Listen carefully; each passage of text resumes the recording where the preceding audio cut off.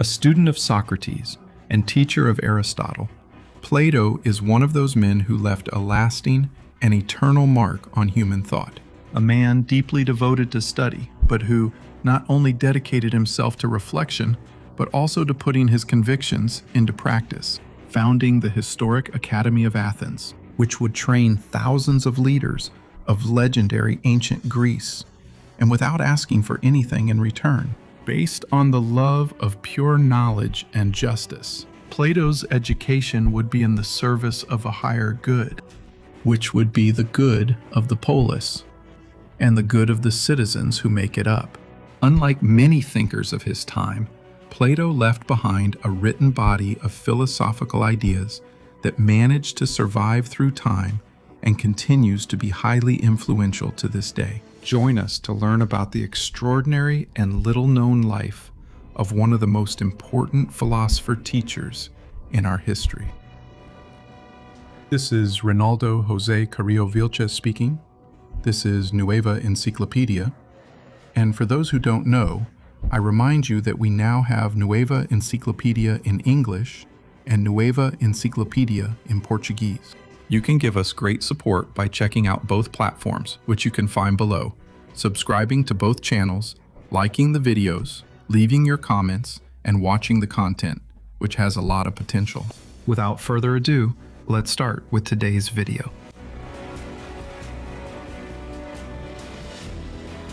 It is believed that Plato was born in Athens or in Aegina, an island that was ruled by the Athenians, who were the inhabitants of the city of Athens. This was one of the largest and most powerful city-states of ancient Greece. Plato's year of birth is usually set at 427 BC, although it is possible that it was a few years later. Plato was born during a time of significant conflicts between the largest Greek city-states of that era. A war called the Peloponnesian War breaks out, and it began in 431 BC. The city-states of Sparta and Athens faced off amid tensions caused by Athens's imperial policies. For that city, the war was sometimes in its favor, but mostly it was against them, bringing a significant economic and military decline for the Athenians. The war also brought to light the serious social and political divisions that had been affecting Athenian society internally. At that time, Athens was governed by a constitution that ensured what was called direct democracy, where all free Athenian men could participate in the governing bodies and be elected to hold office through a lottery or popular vote. Women, foreigners, and slaves were excluded from this. In this context, there were two political factions in Athens: the Democrats, who were more supportive of that constitution and a system of broad participation, and the conservatives, usually aristocrats, who advocated for a government led by the most capable and the strongest, with much more limited participation from ordinary citizens.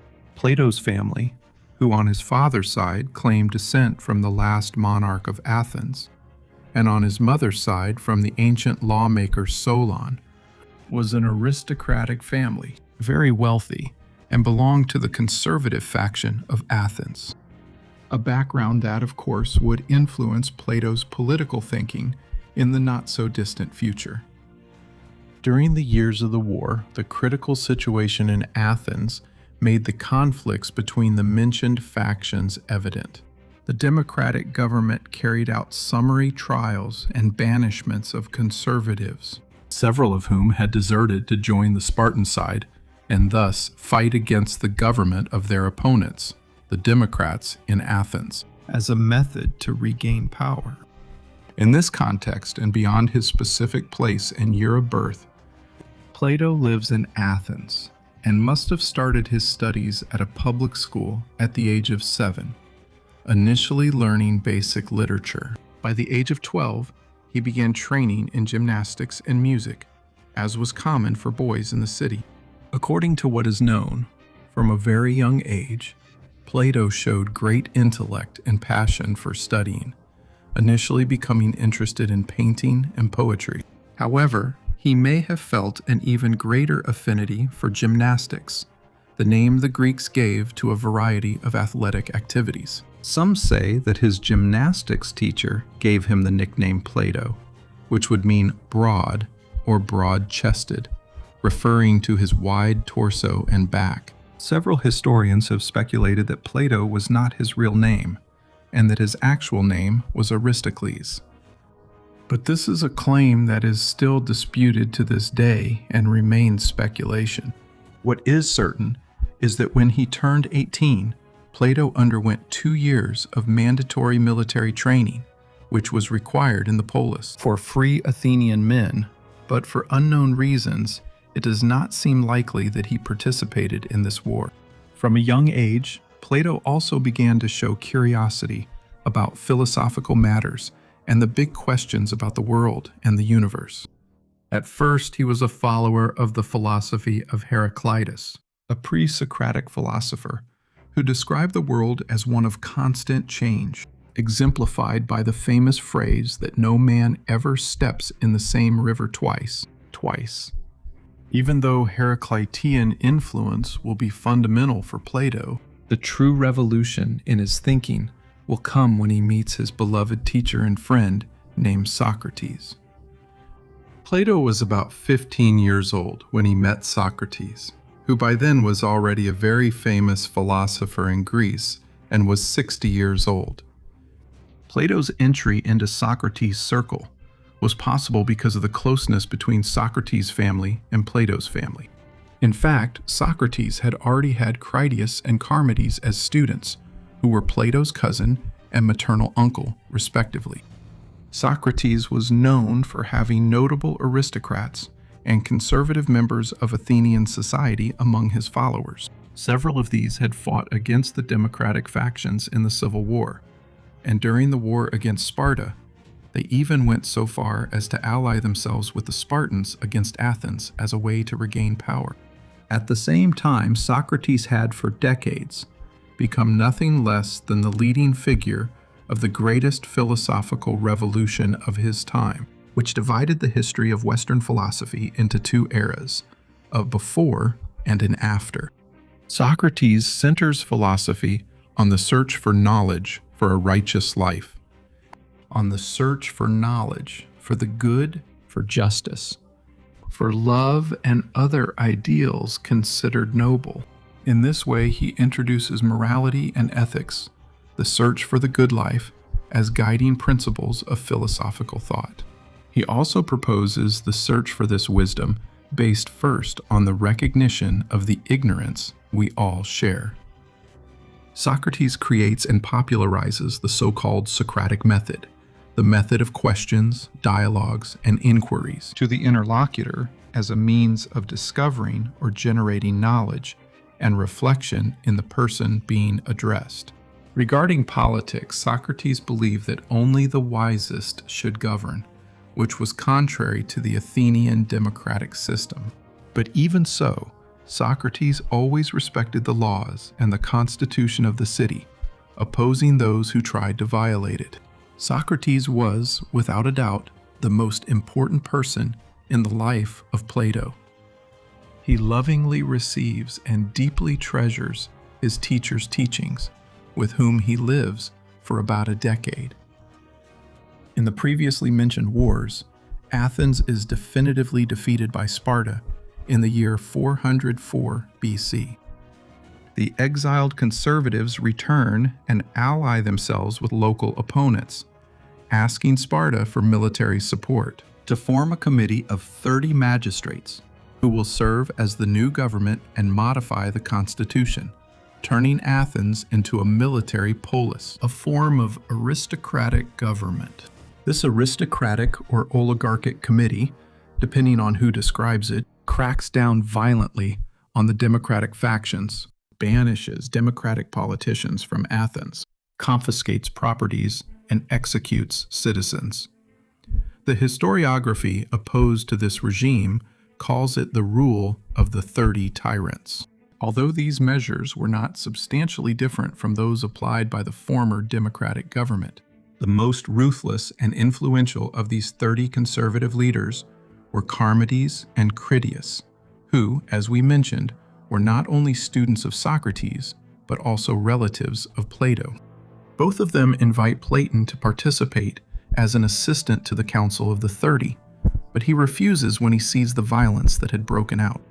But while all this is happening, the exiled Democrats manage to form a solid military force that begins to take over Athenian territories. And eventually, they will force the Council of the 30 to sign terms of surrender and restore the democratic form of government in the year 403 BC. After numerous conflicts and palace intrigues, 4 years later, in 399 BC, this democratic government will initiate a legal process against Socrates, who will be tried for his influence in conservative circles.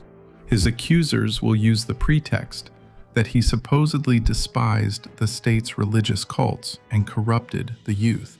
Socrates defends himself masterfully in this trial that will go down in history.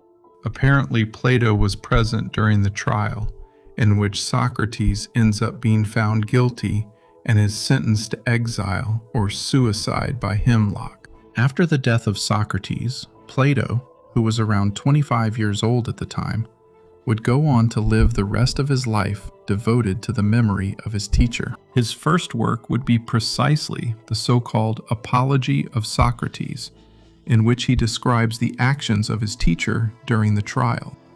The thought of Plato, according to numerous scholars, would largely be an elaboration of elements that were already implicit in the philosophy of Socrates. By the time Socrates dies, Plato would have already been thinking for some time about the idea of participating in Athenian politics, but he ultimately gives up on the idea. Considering the state the city was in, with the democratic government constantly persecuting dissidents, as well as an increase in corruption and increasingly questionable morals among members of the political class. His fear of persecution is heightened by the recent conviction of his teacher Socrates. So Socrates' followers believe they could be the next ones to be persecuted. Y se ven obligados a irse de la ciudad. Plato and several of his friends also decide to leave for the city of Megara to live in exile at the home of Euclid the Socratic, who had been a companion of Socrates some time ago in prison.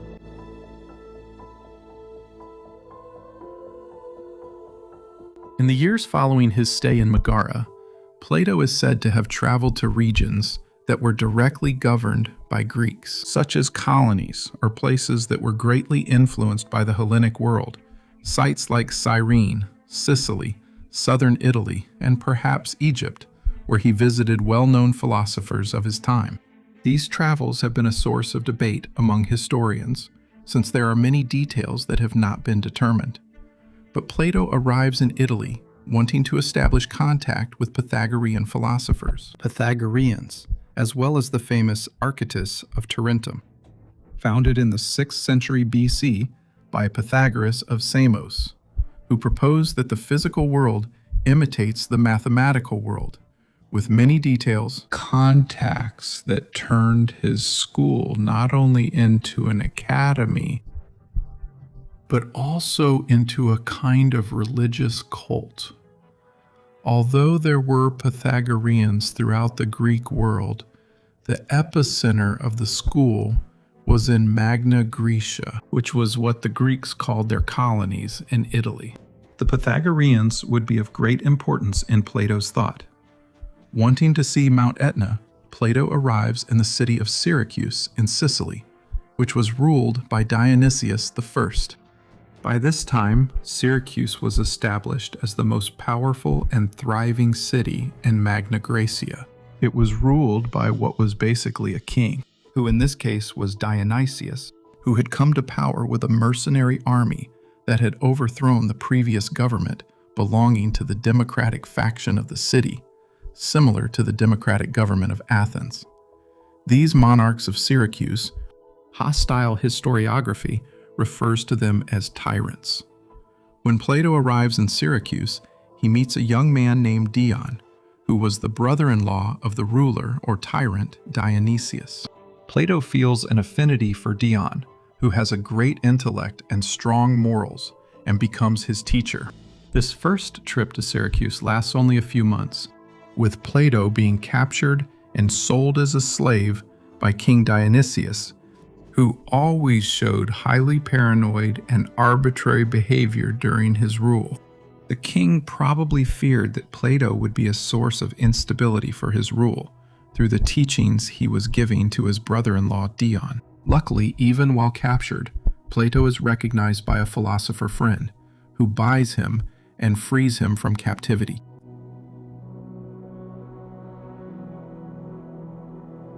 After these years traveling around the world, a nearly 40-year-old Plato would return to Athens in 387 BC. He came determined to fully involve himself in public affairs, in the governance of the polis, and to contribute to Athenian politics.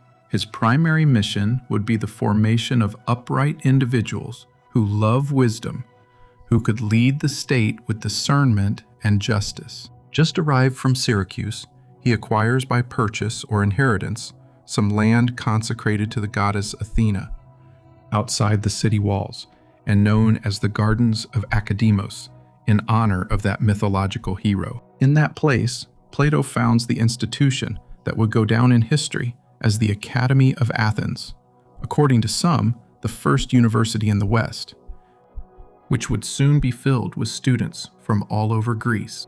The academy was somewhat different in its operation from current educational institutions. This school was a large enclosure with gardens and several buildings, where its students lived together without having to pay for their studies, with Plato as rector and teacher.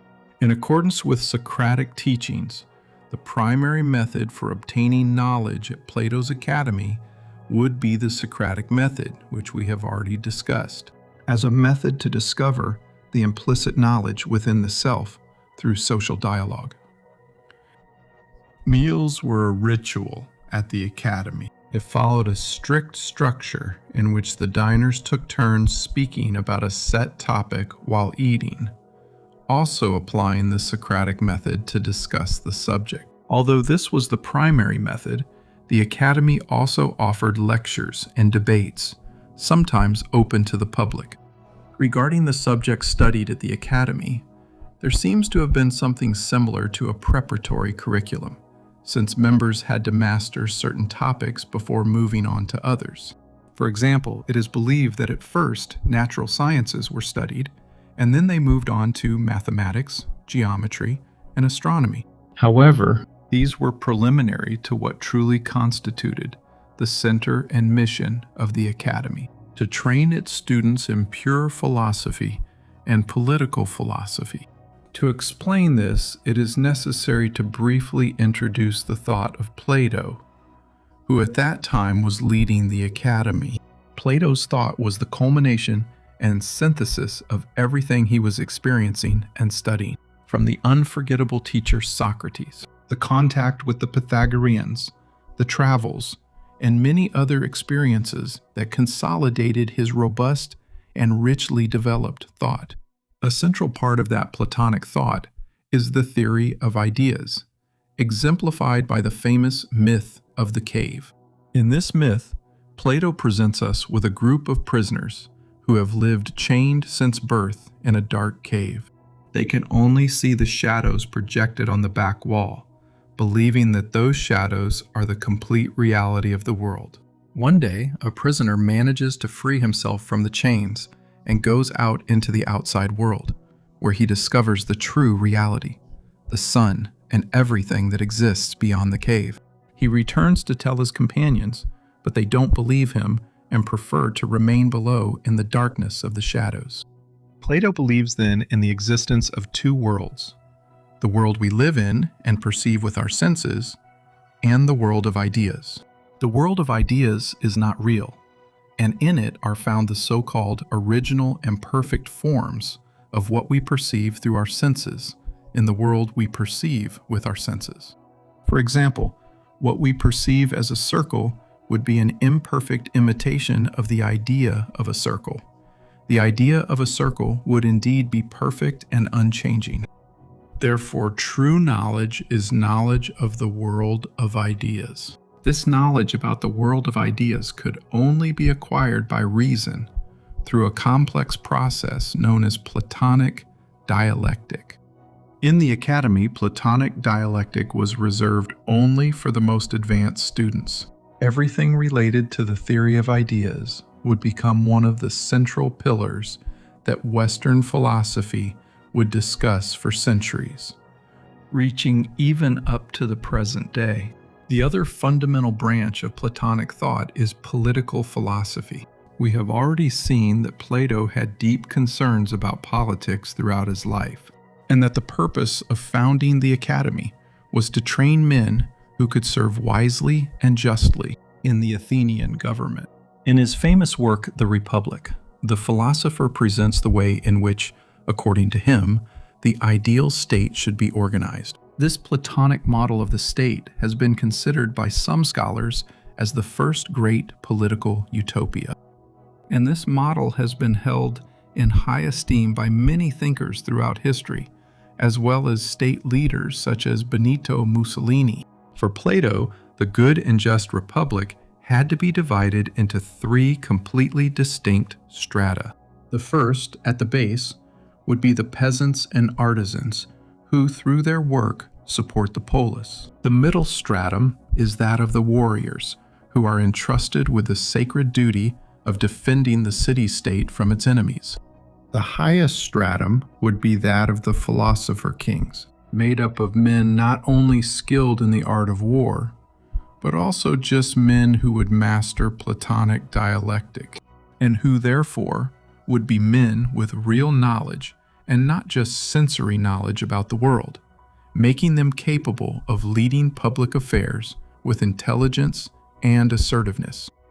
This ideal Platonic system in which philosopher kings rule is called by Plato a monarchy or aristocracy.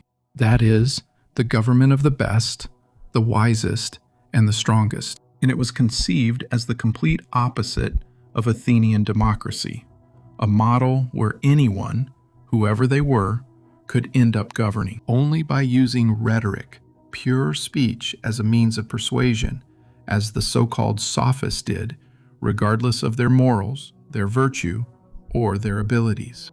The philosophy of Plato reaches us through the works he wrote throughout his life, in which the evolution of his thought is evident, from beginnings that are more Socratic to a distinctly Platonic way of thinking.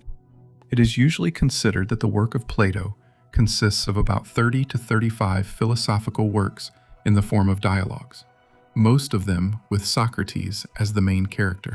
Unlike most authors of his time, it seems that Plato's body of work has largely survived intact to the present day.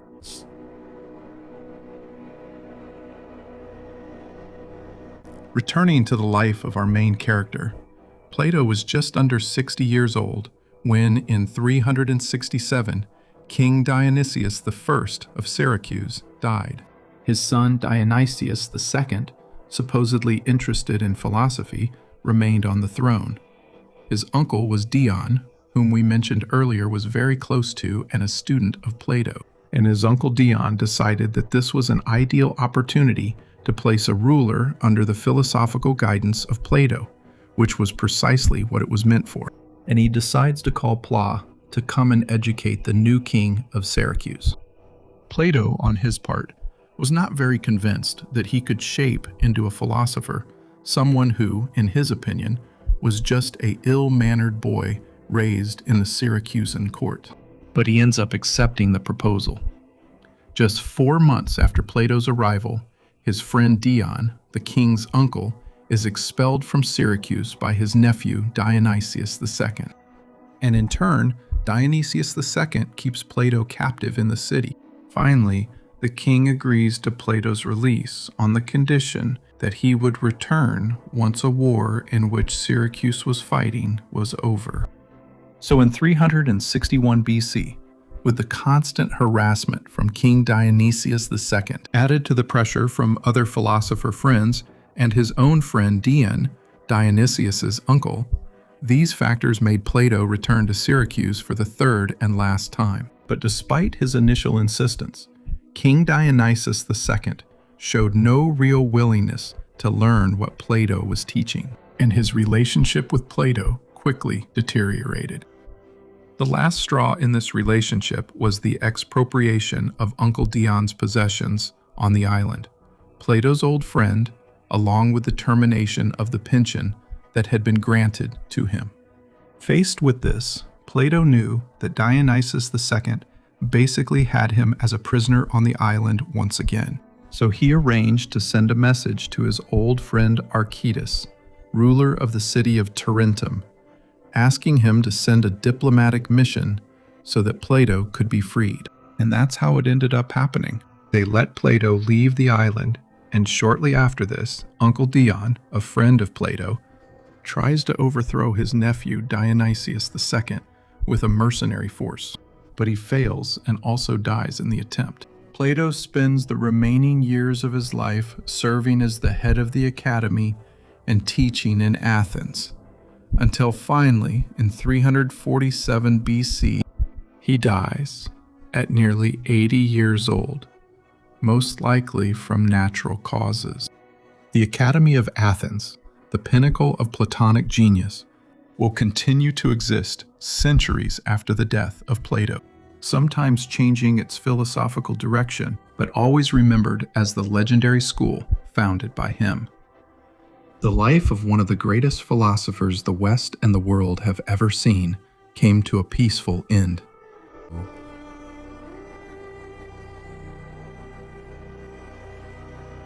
Plato not only devoted himself to pure philosophy on one hand and to the pursuit of the good of the polis on the other, but he also turned to action through the education and training of thousands of young people, devoting half his life to it. Plato did not limit himself to pure reflection, but he made his ideas a reality by shaping men who would mold the politics and culture of the Greek world. Many of his students ended up as legislators and advisors in various Greek city-states. Among them, we find a distinguished disciple named Aristotle of Stagira. Aristotle, considered one of the most influential thinkers in history, was not only a student of Plato, but also the teacher of the great conqueror Alexander the Great. Other students of Plato who ended up involved in politics were Erastus, Coriscus, Genocrates, Eudoxus, Aristonymus, Phormio, Menedemus, and many others. He was the father of the Academy of Athens, an institution that existed for centuries and laid the foundation for the future university institution.